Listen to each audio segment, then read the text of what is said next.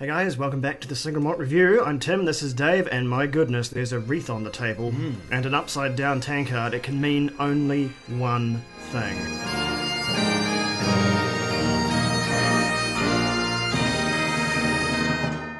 Yes, it means December is upon us, and so is a whiskey advent calendar. It's happened this year again. It's a bit different though. This year's calendar is not one that you can get on the shelves. It's a little bit bespoke, a little bit 100% unique, curated for us by some local friends of the channel and viewers to whom we are very grateful. Yeah, some absolute whiskey heroes out there have really dug deep this Christmas and given a gift to really everybody. Yeah. Everybody watching is in a great debt to our local whiskey heroes.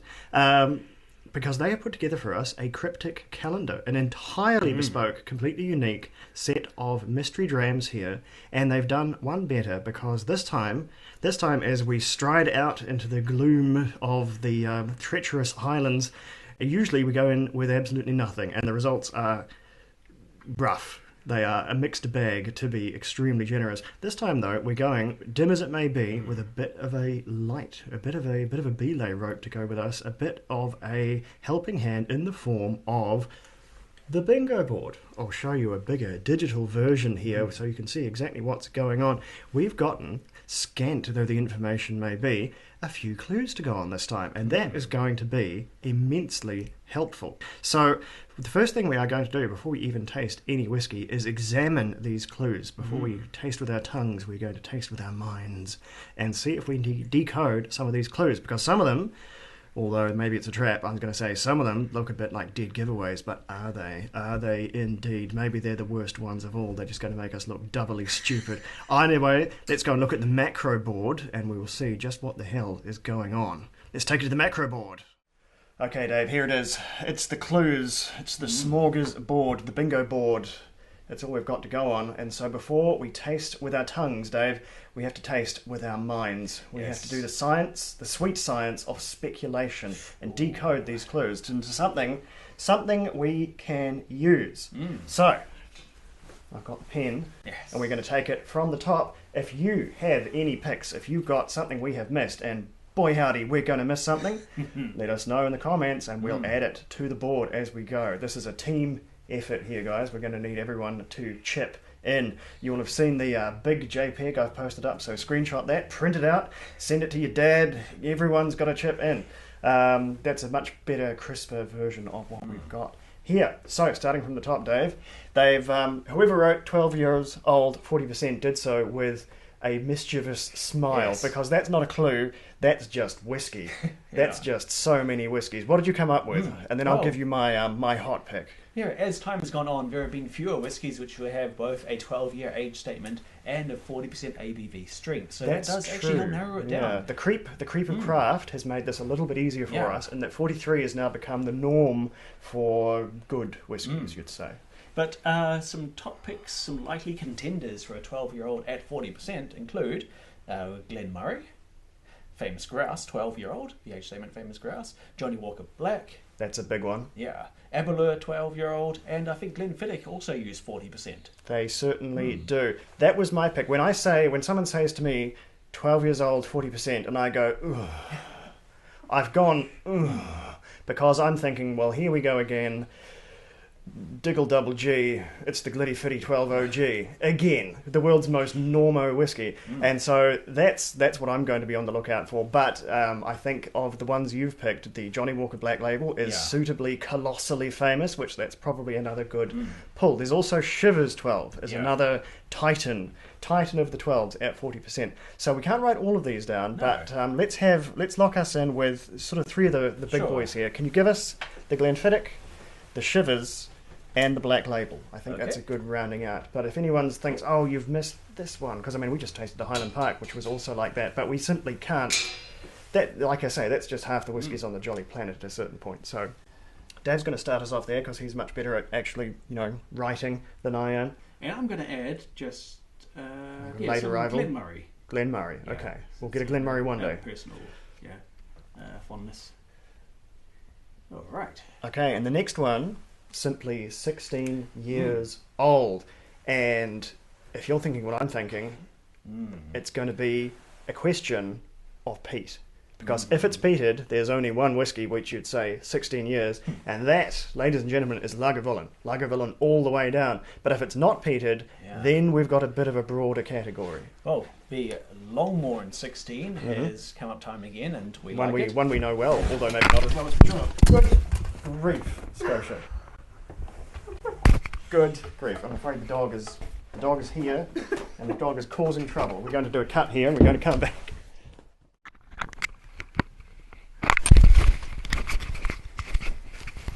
Body on the line stuff at the single malt review.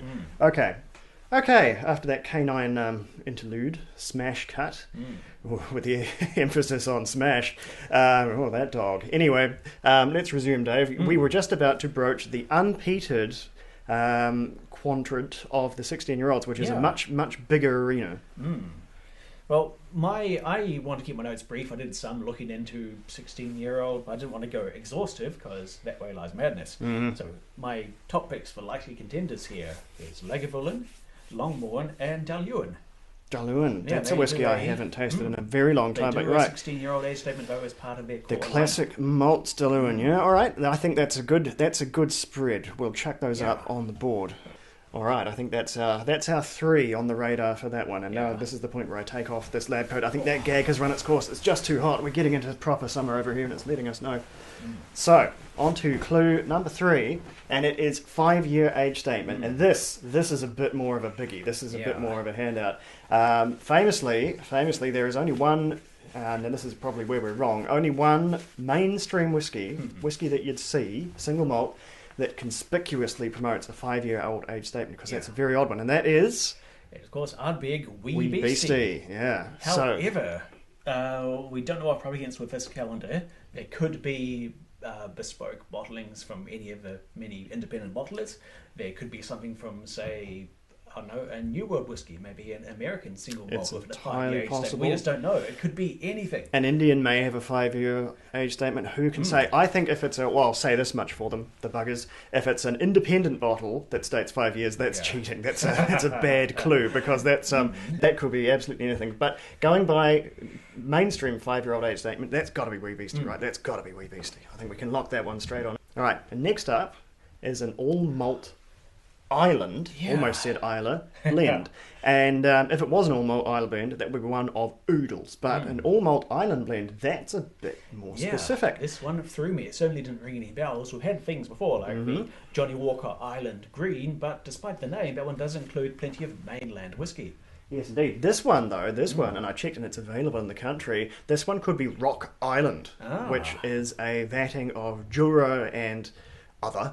And I think what we'll be looking for is a more subtle peat. Because you wouldn't, if you just wanted to make yet another, Islay peat barn blaster, you'd just do another Islay peat barn blaster. It would probably be cheaper. But an all Island blend, that's probably going to be a bit more subtle. So I will definitely want Rock Island for that one. Who is it by? Is it its own? That will be. I can almost guarantee it's one of the Lang brands. It's either a Hunter or a Douglas. Don't quote me on what. Rock Island it is. Rock Island. Yeah. We should say none of these are in order. These all pertain to one of our mystery whiskies, but in no specific order. That would be far too easy. All right. Next up. Something a bit more specific, Arran Ameran. Yeah. And that narrows it down by quite a lot, all the way down to Arran Ameran. So we know we've got one of them in the mix there. What we don't know is exactly which one of the rainbow of flavours they have released over the years. So we'll just have to go in and look for the Arran Ameran style, which is pretty distinctive, and hope for the best. So I don't think we even need to add anything to that one, except thumbs up. Yeah. There's a good range of Arran Americans out now. I've only had the good fortune to try a handful of them, so it'll likely be one I've not tried before. But if I can pick it as an Arran American, I'll count it as a win. Okay, so that should be, and I jinx us here, one of the easy ones, as lightning strikes, summer and clouds move over the sun. But anyway, we're going to hope for the best. Next up is chocolate malt. And that one, if you've been following the channel, as I have, as I'm on it, it's like, well, that's got to be Archie Rose. Because we tried one of those, which the whole deal was chocolate malt, but you were able to uncover something else. Yeah, well, turns out there is also some New Zealand-made whiskey closer to home still. This is from Southwood, based in Wellington. It's called Chocolate Whiskey, spelled W-S-K-Y. Sounds gross. However, There is also Glenmorangie Signet, an annual bottling by Glenmorangie. It sells for a pretty penny, but it uses a high portion of chocolate malt for a wildly different twist. So I've never tried it myself. I'm sure it will blow away my senses if we do come across it. So it gives us 3 options, out of, I'm sure there are many more besides, but 3 possibilities for a chocolate malt whiskey. Indeed. So I'll say I'm pretty confident we're going to get the chocolate malt.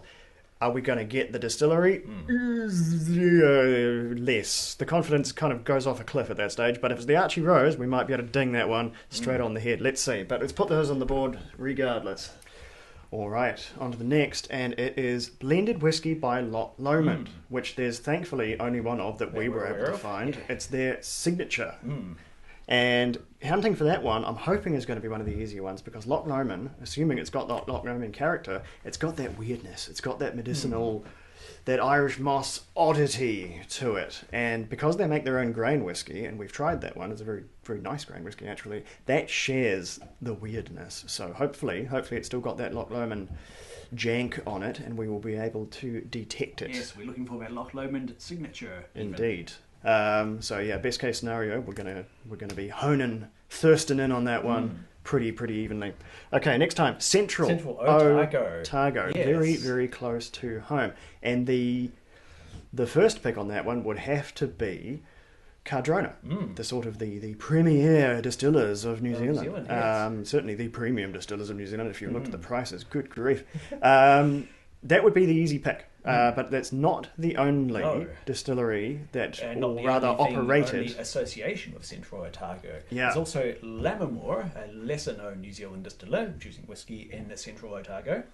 But another thing that came to mind just because of what I've tried personally is a few years ago, Longrow Red had an expression which was finished or partly matured in a Central Otago red wine cask. A very famous bottling. So that one we should be doubly on the hunt for that, because that should be quite pickable.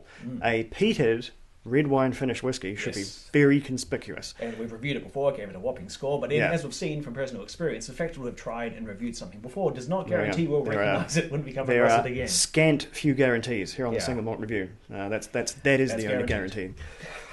So we've got quite a diverse selection here, all of which should be pretty easy to pick. Although I'll give myself an out here. There's every chance I'm not going to get a Cardrona if it comes along, because they make it in such a exact style to the Scottish tradition that they're pretty indistinguishable unless you're very, very familiar with them, which I am not because of aforementioned prices. There's something I only catch up with at expos and whatnot, so my contact with them could be better. Anyway, and next up, Craigellachie, which because I always do, because I confused it with Glenallachie, the newly sort of zhuzhed up range, which produces oodles of different ones.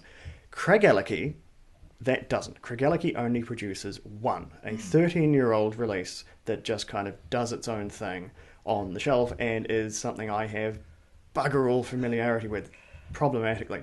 It's otherwise just a nice middle-of-the-range, perfectly good whiskey. But it's also I'm one... confident I've tried it before. I'm not confident I would pick it from a lineup. Distinctive yellow box with a nice tasteful red handwriting on it, and that's probably far more detailed than I have on the actual tasting profile, so that is going to be a problem. Yeah. That's going to be a problem whiskey. Established Lowland distillery. My picks for this one, I've narrowed it down to 3 which we're likely to come across. Maybe 3 of the more established ones that have a distinct and high profile output. We have Auchentoshan, Bladenach and Glenkinchie. That's them's the picks. Them's the ones. You probably just about covered it there. I feel one has escaped us somewhere, but it'll come back to me later, I'm sure, via the comment section.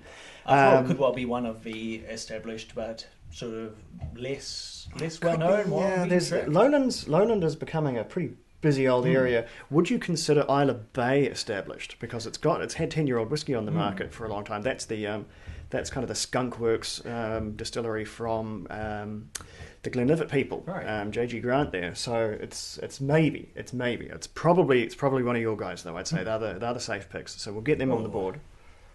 All right, next up, another gimme, or will it be? Glen Scotia, whiskey that we've tried quite a lot of. The makers of the absolutely lovely Victoriana and other such quite esteemed drops these days, and it certainly doesn't have the pickable character of, say, a Springbank. Its neighbour down there in Campbellton. It doesn't nearly have the funk. It's a lot more middle of the road, but it certainly has its own thing going on. We might have to sort of read up on what the notes are there, because I feel that's one we'd get really close to and then bin it at the last moment. I think we've done it before, so that's a bit of a worry, but we're not going to get a better hint than that. So we'll just move straight along, because we're not going to get any further by discussing in any further detail. So, next up, we've got absolutely nothing. History. One of two absolute death spaces where we're just going to have to rely on our usual bumbling tasting buffoonery to hold us through. Maybe it means the whiskies are something super easy to pick and we don't even need hints. Maybe they think we're just that good. Or possibly just a pure curveball, something which we have no hints for, and we have to figure out, is this something we can recognise, or are we misidentifying something else off the list? So who can say? Who knows? Doesn't matter. Moving on to Irish. Yeah. And that's a bit of a hee-hee, isn't it? Because there's a new Irish whiskey every second Sunday. I'd say we'll be doing fairly well if we're identifying it as Irish whiskey. Yes, that I can say. Some we can follow it down that far, and then I think the footing becomes very precarious as to guessing it. But goodness me, we're going to try. Yes. But we're not going to write anything on the board, because that would be absolutely madness. Dave will just draw Ireland, and then we'll move on, as we shall. Single Islay cask. That'll be interesting. Another one where it will be the first half of the pick will be very easy, unless it is a curly Islay, unless it's like a Bunnahabhain or an unpeated Brookladdy or something. If it's peated, I should say, it'll be easy. If it's unpeated, it could be very, very difficult. But it's something I have hopes for, but nothing we can really break apart any further than that. Only to say the ones that get out there are typically Col Islay, which is almost always peated in its single cask form, or Bunnahabhain, which is almost always unpeated in a single cask form. So we maybe meta guess that one. We'll just have to see. Anyway, Japan, another big old kick in the dick there in terms of specificity. Not much we can do with that except ask ourselves, how expensive does this taste? And if it is a few core contenders for what it could be. But beyond that, well, we have to wait and see. Oof, wait to get it wrong. Yeah, that's one of my lowest confidence clues there, short of the death cards. Yeah. Because Japanese whiskey is something we both have scant contact with, and it's difficult to guess on its own. So anyway, local barley. Local barley evokes a couple of things, but most prominently the famous, if you said to some whiskey guy on the street, local barley, they'd say, oh, that Springbank one that you can never buy because people collect it to extinction and then auction it back off. So that was really my only pick for that one. But what other... Oh, okay. You had a different interpretation. I interpreted it differently. I thought, okay, local barley, this is a selection of whiskies curated by local whiskey fans, which makes you think, okay, Canterbury, what's local to Christchurch, and who uses barley from our corner of the world, which made me think of, straight off, I believe Cardrona uses Canterbury barley, so it could be an Upper Cardrona. Is it local to us, or is it perhaps a Scotch single malt made using barley local to that distillery? We don't know. We have a clue. Both of those should be pickable. Yeah. Divergence, which is... the local whiskey brand, and Springbank local barley, by way of being Springbank, should be pretty pickable. So let's put either of those up, and it'll be an either or for sure, because we will not get them confused. Yeah. Unless we're really having a day off. Yeah, Divergence I've had quite a lot of, so I'd like to say I can probably guess that one fairly competently. All right, and next we have Manuka smoked malt, and that's a specific one because that's got to be Thompson's. Almost certainly, not 100% guaranteed, but malt will be smoked with Manuka wood. Thompson's are a top pick there. Yeah, they are a local Kiwi distiller, and they are, as far as I know, the only ones, unless the practice has become popular further afield, and someone in the States have done it, which would muddy the waters somewhat. This has got to be a pick for Thompson's. Yeah, the absolute signature there. That or one of the other new boutique craft distillers here in New Zealand. We shall find out. And then we've got another complete blind, so never mind. And then we've got a new Lowland distillery.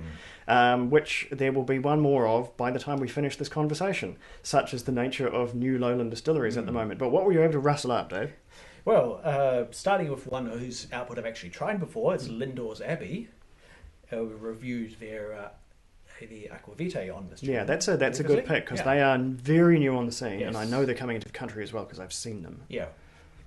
Again, there's also Lochley, who I have not encountered in tastings yet, and Kingsbarns. Again, I've limited to ones I've heard of personally and had perhaps some engagement with. There are others too, but they're simply off my whiskey radar. like I say, one just opened. One just opened, right and they're right then, and another one will open shortly. So we better move on before this gets even worse. Yeah, Lowland. I guess there's plenty of space in Lowland. Building is it's cheaper to build in Lowland. There's better access to stuff. There's better access to roadways and so on. Closer to England, where a lot of the barley comes from, and it seems to be a hotbed of people springing up new investments in distilling. So that will be interesting. I wonder, there was one more on the tip of my tongue there. And it's gone again. Never mind. I'm sure someone will let me know in the comments. Anyway, Indian. An increasingly broad category, but not as bad. I believe we'll have a pretty good chance of picking an Indian whiskey when we have it. If it's one we've tried before, I think we'll be in a good chance of picking the distiller and possibly the expression. We are far from experts on Indian distilling, but we have covered a pretty big swath of it. And I have to say, I've greatly enjoyed every Indian single malt. I've never had a doubt of them all being quite astounding in one way or another, so I'm looking forward to it. Any conspicuously sort of tropical, fruity whiskies, then there will be, that might prick up our taste buds there for Indian. It's a vibrant flavour explosion that also pairs with just a freshness of a very young whiskey. It's the best of all worlds. The richness of a long maturation, but condensed down to a short maturation, which means a fresh, young spirit. That's a hopeful one for the region, if not for the distillery. No promises on the distillery, but we'll see how we go. All right, moving along. Blended Islay malts, another very crowded area on the shelf. It could be the Elik. It could be so jolly many. So, but the one thing they all have in common is they're all big peat bombs. Yes. So if we get a big peat bomb, which we're otherwise kind of scratching our heads over, probably that one. Yeah. And in terms of what it is, none of us are that good on individual blends, so we'll just kind of have to pick that one out of the hat, and I'll probably just pick what's the most commonly available one.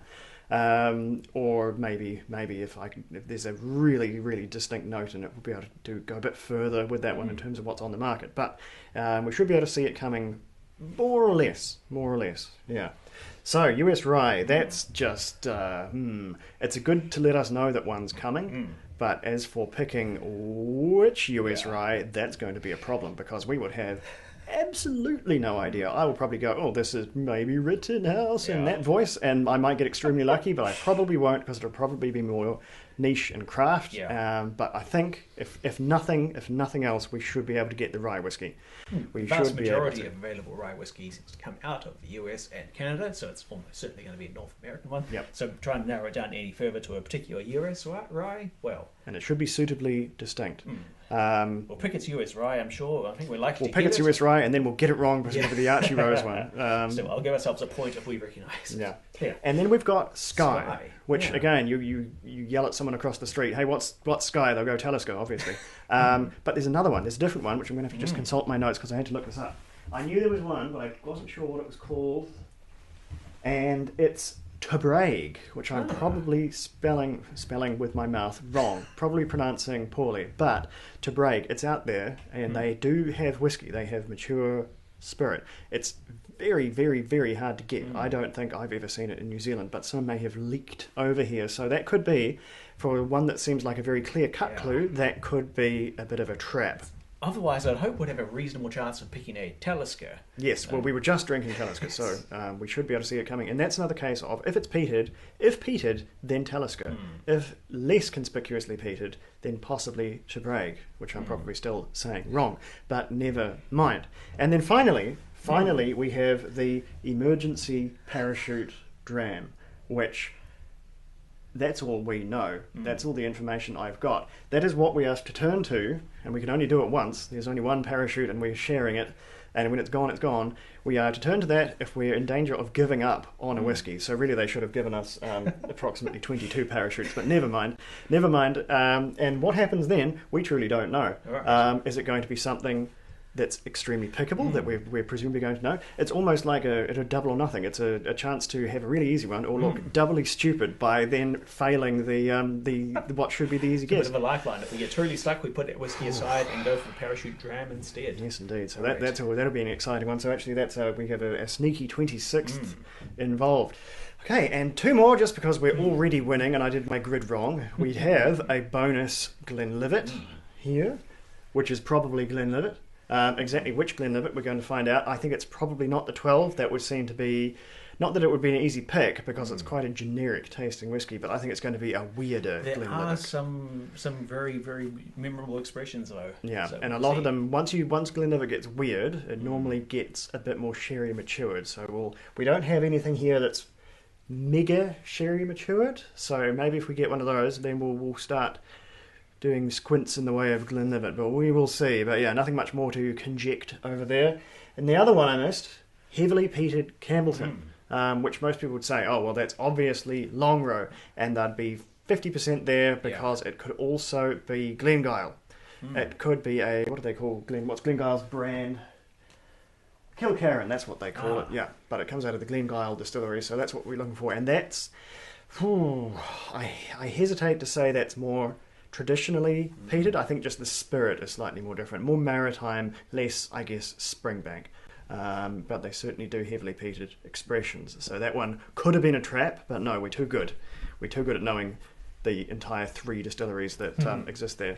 Now, Longrow Red is tricky in that the expressions from year to year are so wildly different. Very adventurous, always with a novel twist to it, usually in the cask type.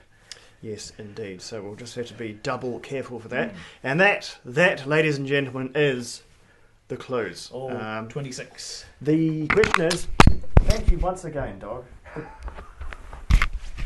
The question is, are they going to help us? That is the question. Obviously, they're going to be helping us more than our usual blind groping into the vast reaches of the Highlands, which is our normal flavour. So yes, I'm hoping for results. That's what I'm hoping for. I'm not going to say we're just going to march out there and pick them all. That would be...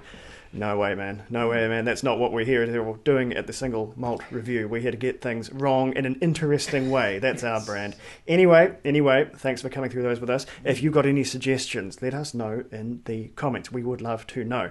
You may be able to save us from a horrifying defeat by thinking of something we've forgotten about.